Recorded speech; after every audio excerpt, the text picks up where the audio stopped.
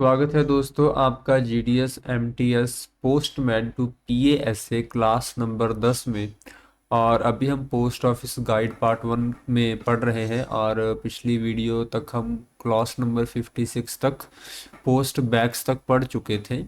और आज हम 57 नंबर क्लास से स्टार्ट करेंगे और आगे पढ़ेंगे, जितना भी हमसे पढ़ा जा सके 1 घंटे की वीडियो रखेंगे। इसीलिए मैंने 57 ऑनवर्ड्स कर दिया है। कोई इसका फाइनल अभी नहीं पता है कि कितना पढ़ पाएंगे, जितना मैक्सिमम हो सके हम उतना पढ़ेंगे। चलिए बिना किसी देरी के क्लास शुरू करते हैं। क्लास नंबर 57 है window delivery. Window delivery.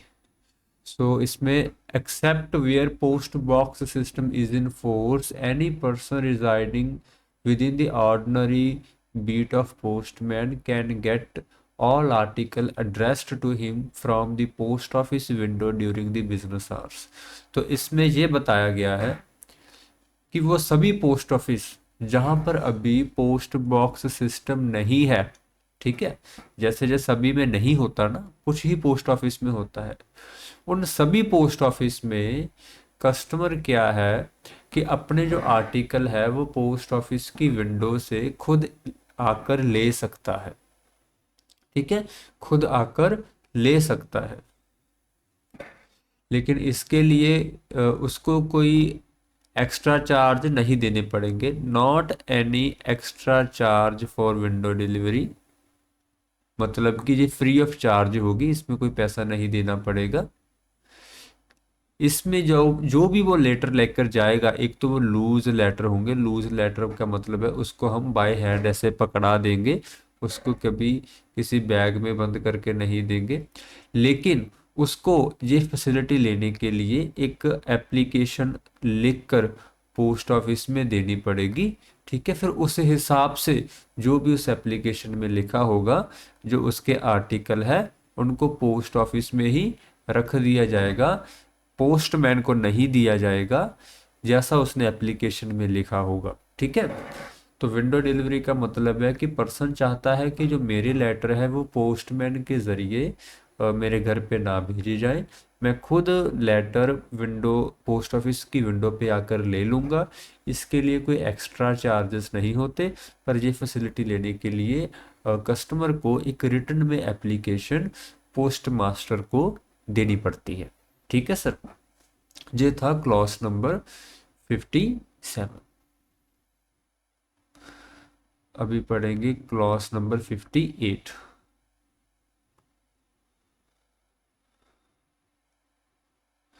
Clause number 58 है delivery of article to messengers. ठीक है, मैसेंजर क्या होता है कि जैसे मेरे बिहाफ पर कोई पर्सन आर्टिकल लेकर आए, उसको मैं बोल सकता हूँ कि वो मेरा मैसेंजर है।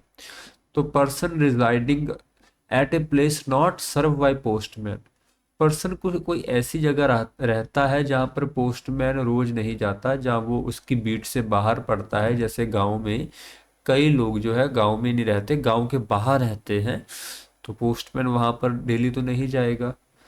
तो अगर वो पर्सन चाहे, वो अपना जो मैसेंजर है वो पोस्ट ऑफिस में भेज सकता है, ताकि वो उसकी कॉरस्पॉन्डेंस, जो भी उसके लेटर्स या मेल होंगे, जो उसके नाम पर या उसके फैमिली के नाम पर आए होंगे, उसको लेकर जा सके। ठीक है, सिंपल सी बात है कि मेरे नाम पर या मेरी फैमिली के नाम पर अगर कोई लेटर आ रहा है और मैं गांव से बाहर ऐसी जगह रहता हूँ जहाँ पोस्टमैन नहीं आता, तो मैं एक मैसेंजर को भेज सकता हूँ, जो मेरे बिहाफ पर वो जो मेरे लेटर है, जो मेरे फैमिली के लेटर्स हैं, वो लेकर वापस मेरे पास आ जाए। ठीक है ना, तो his letters and other unregistered letter deliver to messenger. तो उसी हिसाब से जैसा भी केस होगा, वो लेटर्स जो कस्टमर के होंगे, अनरजिस्टर्ड आर्टिकल्स जो होंगे, वो मैसेंजर को दे दिए जाएंगे। Messenger must pay postage due on A unregistered article, अगर उन आर्टिकल्स पर कोई पैसे देना या शुल्क देना अभी बाकी है तो पहले मैसेंजर को वो शुल्क देना पड़ेगा, उसके बाद ही उसको वो आर्टिकल दिए जाएंगे। लेकिन अगर कस्टमर ने पहले ही एडवांस में कुछ पैसे पोस्ट ऑफिस में जमा करवाए हुए हैं तो उस केस में हम मैसेंजर से पैसे नहीं मांगेंगे और वो जो पैसे एडवांस में जमा करवाए हैं उससे ही कुछ पैसे काट लेंगे। ठीक है। पोस्ट ऑफिस अगर चाहे तो एड्रेसी के खर्चे पर एक बैग भी अरेंज कर सकता है जिसमें साथ में लॉक भी होगा, लेकिन इसके जो बैग के पैसे या लॉक के पैसे कस्टमर को देने पड़ेंगे। तो जब भी कोई लेटर आएगा कस्टमर का, उनके जो आर्टिकल्स या उनकी कैश रिसिप्ट या उनकी एक्नॉलेजमेंट या उनके नोटिस या उनके कूपन कुछ भी हो, वो हम उस बैग में डाल देंगे और बैग में साथ में लिस्ट भी डाल देंगे जो जो भी उस बैग में होगा।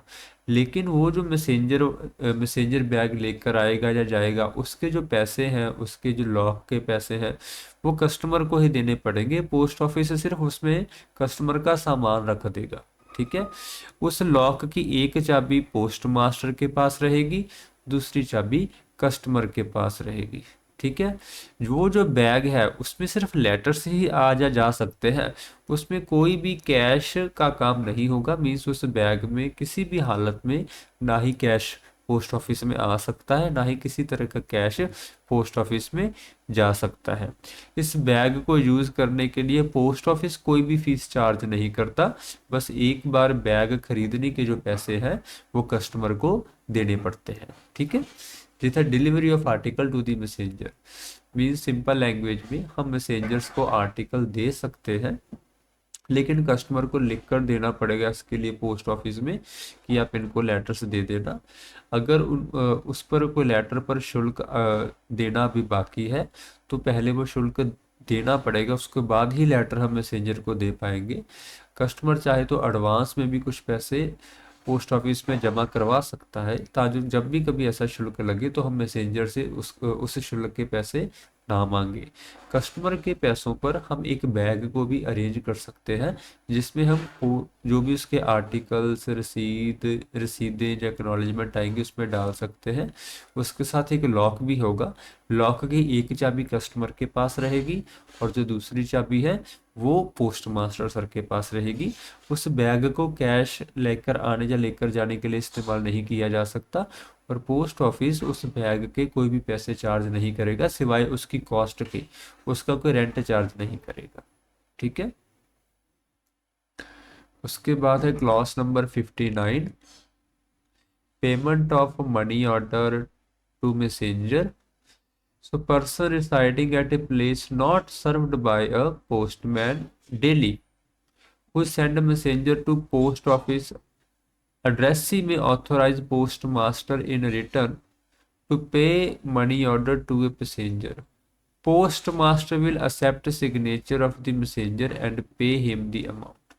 देखिए, अगर कोई कस्टमर ऐसे एरिया में रहता है जहां पोस्टमैन हर रोज नहीं जाता, ठीक है, और वो जो कस्टमर है उसने रिटर्न में पोस्ट ऑफिस में पोस्ट मास्टर को लिख कर दिया है कि आप ये जो मनी ऑर्डर है मेरे मैसेंजर को दे दीजिएगा। ठीक है। तो उस केस में जो पोस्ट मास्टर है उस मैसेंजर से सिग्नेचर लेने के बाद वो जो मनी ऑर्डर है उसको दे सकता है, या उसके जो पैसे हैं वो उस मैसेंजर को दे सकता है। लेकिन कौन पैसे देगा? देखिए यहाँ पर लिखा है पोस्ट मास्टर पैसे देगा उस केस में। ठीक है। तो बस ये इतना ही था क्लॉज नंबर 59 में। नेक्स्ट है clause number 60, delivery of a registered article. Delivery of a registered article to messenger और टू अ केयर पार्टी। जो पहले तो हमने नॉर्मल आर्टिकल्स की बात की थी, अभी हम बात कर रहे हैं रजिस्टर्ड आर्टिकल्स की जो रजिस्टर्ड होते हैं। ठीक है। सो एड्रेसी को, if addressee specially authorise post master in return, अगर कस्टमर लिखकर पोस्ट मास्टर को पावर देता है कि आप ये जो मेरे रजिस्टर्ड आर्टिकल है ये इस मैसेंजर को या केयर पार्टी को दे दो, तो ही पोस्ट मास्टर दे सकता है। क्या क्या दे सकता है? रजिस्टर्ड लेटर भी दे सकता है, इंश्योर लेटर भी दे सकता है, मनी ऑर्डर के पैसे भी दे सकता है, लेकिन वीपी आर्टिकल नहीं दे सकता। आप देख सकते हैं ना वीपी में बट लिखा है but not VP article.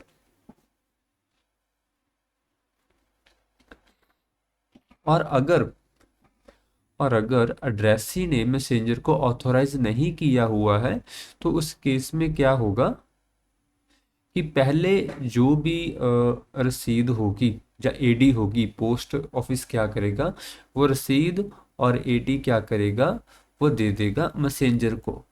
Messenger घर पे जाएगा, जहाँ भी उसका एड्रेस होगा वहाँ पर जाएगा, उस पर साइन करेगा, एडी पर भी रसीद पर भी, और वापस आकर पोस्ट ऑफिस में देगा।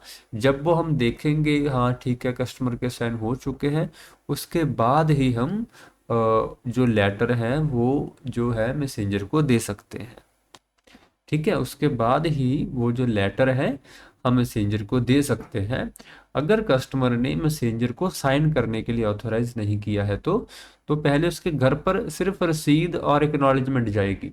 जब वो रसीद की साइन की हुई रसीद और एक्नॉलेजमेंट वापस पोस्ट ऑफिस में आएगी तो हम उसको जो भी उसका लेटर है या मनी ऑर्डर है तो हम मैसेंजर को उस केस में दे देंगे। ठीक है, यही इन 4 पॉइंट्स में लिखा है।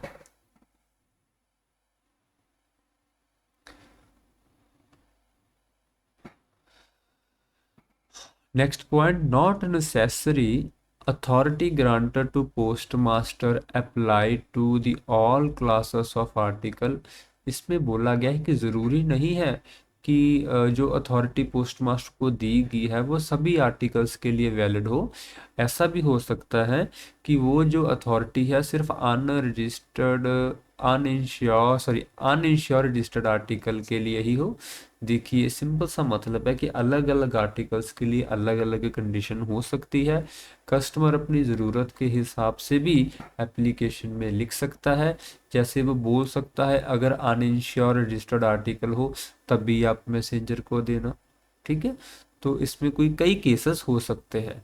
इन which case insure article and money order, अगर कोई इंश्योर आर्टिकल जब मनी ऑर्डर आता है वो तभी दिए जाएंगे डिलीवर्ड और paid on return of receipt AD and notice sign by the addressee. ठीक है, जैसे मैंने पहले बोला कि अगर कस्टमर बोले कि आप मैसेंजर को इंश्योर लेटर नहीं देना और मनी ऑर्डर के पैसे मत देना, वो तभी देना जब मैं साइन करूंगा।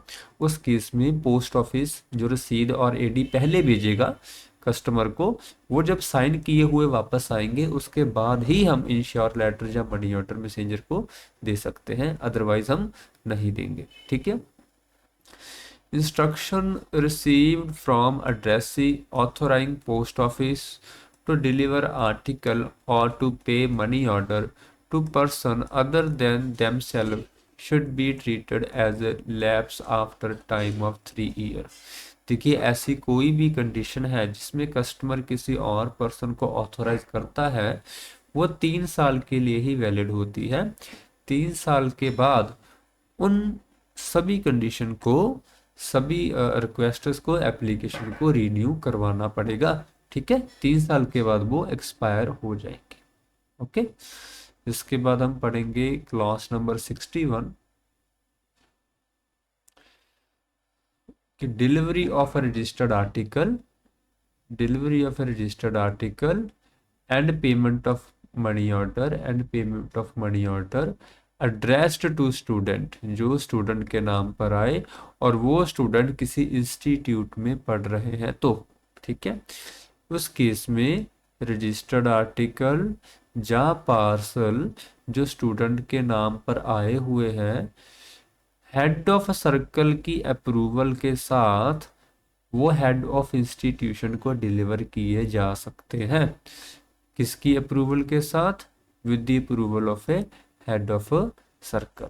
ठीक है, अगर कोई इंश्योर आर्टिकल या मनी ऑर्डर जो कि स्टूडेंट के नाम पर आता है वो भी हेड ऑफ सर्कल की अप्रूवल के बाद हम जो है हेड ऑफ एजुकेशनल इंस्टीट्यूशन को डिलीवर कर सकते हैं अगर उसने इंडेमनिटी बॉन्ड को एग्जीक्यूट किया हुआ है।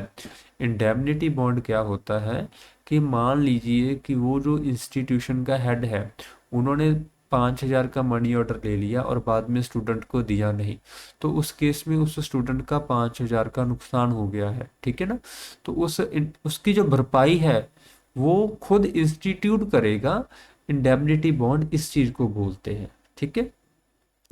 A stamp duty will be payable by a person who execute this agreement। अभी जो इंडेमनिटी बॉन्ड पर जो भी टिकट लगेगी वो जो पैसे हैं वो भी वो स्टूडेंट हेड ऑफ इंस्टीट्यूशन देगा, वो जो पर्सन है वही देगा, वो पोस्ट ऑफिस नहीं देगा, ठीक है। उसके बाद है clause number 62, accounts with planters. देखिए प्लांटर्स क्या होते हैं, जो बागबानी करते हैं, जो पौधे लगाते हैं, जो मीन्स शहर के बाहर रहते हैं ज़्यादातर ये लोग, शहर के अंदर नहीं रहते, ठीक है। तो प्लांटर्स हो जाता है जब वो लोग जो शहर से दूर रहते हैं, जहाँ डिफेंस सर्विसेज जैसे कुछ टुकड़ियाँ होती हैं, या कुछ ऐसे बिजनेस होल्डर जिनके जो कि रिप्लाई कार्ड का लाइसेंस जिन्होंने लिया हुआ है, ठीक है, और आम तौर पर उनको अनपेड कॉरस्पॉन्डेंस रिसीव होती है। अनपेड कॉरस्पॉन्डेंस का दोस्तों क्या मतलब होता है, वो कॉरस्पॉन्डेंस जिस पर जो शुल्क है वो देना अभी बाकी होता है। अगर इनमें से किसी को हर रोजमर्रा की जिंदगी में ऐसे मेल आते हैं जिसमें कुछ शुल्क देना बाकी होता है, तो क्या है, पोस्ट ऑफिस इनके लिए एक डेली सेटलमेंट अरेंजमेंट करवाता है, ठीक है। डेली सेटलमेंट अरेंजमेंट करवाता है जिसमें provided a sufficient sum to pay postage and deposit in advance by the addressee, जिसमें जो कस्टमर है एडवांस में ही कुछ जो पैसे है पोस्ट ऑफिस में जमा करवा देता है। और पोस्ट ऑफिस जब भी कोई लेटर आता है तो उस हिसाब से उस जो पैसों का हिसाब किताब रखता है। फॉर एग्जाम्पल कि एक कस्टमर है जिनके नाम पर रोज के 10 लेटर आते हैं, ठीक है, और उसमें से कुछ लेटर्स ऐसे होते हैं जिन पर अभी शुल्क बाकी होगा। तो अगर तो उस कस्टमर ने पहले ही पोस्ट ऑफिस में पैसे जमा करवाए हुए हैं तो हम उस एडवांस पैसों में से वो जो शुल्क है काट कर जो है वो लेटर्स हैं वो उनको डिलीवर करवा देंगे, ठीक है। तो इसमें देखने वाली बात ये है कि इसमें एक रजिस्टर मेंटेन होगा जिसमें कितना बैलेंस है कितना नहीं है। तो पोस्ट ऑफिस इस चीज की जो फैसिलिटी है वो कस्टमर को देगा। जो कस्टमर प्लांटर भी हो सकता है, यूनिट ऑफ डिफेंस सर्विस भी हो सकता है, permit holder of a business reply card and envelope भी वो कस्टमर हो सकता है, ठीक है। अगर कस्टमर चाहता है कि कोई air mail correspondence redirect by air उसके पास आए, ठीक है। देखिए एयर मेल क्या कैसा होता है कि मान लीजिए किसी ने डाक यूएसए से दुबई भेजी, ठीक है, लेकिन रास्ते में उसने बोला कि सर दुबई नहीं, इसको इंडिया भेज दो। उस कस्टमर ने बोला अभी दुबई के कम पैसे लगने थे क्योंकि दुबई यूएसए के पास है, इंडिया के ज़्यादा पैसे लगने थे क्योंकि यूएसए से इंडिया दूर है। तो ऐसे जो बाय एयर चीज़ें आती हैं जब वो कस्टमर को रिसीव होती हैं तो जो बाकी के पैसे होते हैं जो ज़्यादा लगते हैं वो कस्टमर से लिए जाते हैं, ठीक है। अगर कोई ऐसी चीज़ रीडायरेक्ट होकर कस्टमर के पास आती है तो अगर वो कस्टमर चाहता है कि वो जो आर्टिकल उसको मिले उससे रिलेटेड भी सफिशिएंट पैसे जो है उसको पोस्ट ऑफिस में पहले ही जमा करवा देने चाहिए, ताकि जो भी एयर फीस है वो उसमें मैनेज करके हम जो आर्टिकल है वो कस्टमर को डिलीवर कर सके, ठीक है। इसके लिए एड्रेसी को जो रिटर्न इंस्ट्रक्शन है वो पोस्ट ऑफिस में देनी पड़ेगी, लिख कर देना पड़ेगा, और उस हिसाब से पोस्ट ऑफिस क्या करेगा, एक रजिस्टर मेंटेन करेगा और उस कस्टमर का जो लेन देन है जो बैलेंस है बकाया है वो चेक करता रहेगा और उसको जो फैसिलिटी हम प्रोवाइड करवाते रहेंगे, ठीक है। उसके बाद हम बात करते हैं क्लॉज नंबर 63 की। यह है आइडेंटिफिकेशन कार्ड।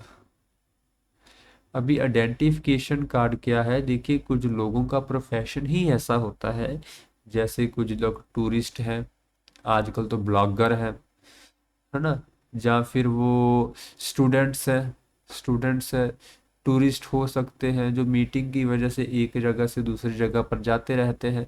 और अभी उनका सामान पोस्ट ऑफिस में आएगा। अभी जो मान लीजिए कोई पर्सन बॉम्बे का है और वो दिल्ली अक्सर आता जाता रहता है, तो अपना सामान दिल्ली मंगवा लेता है।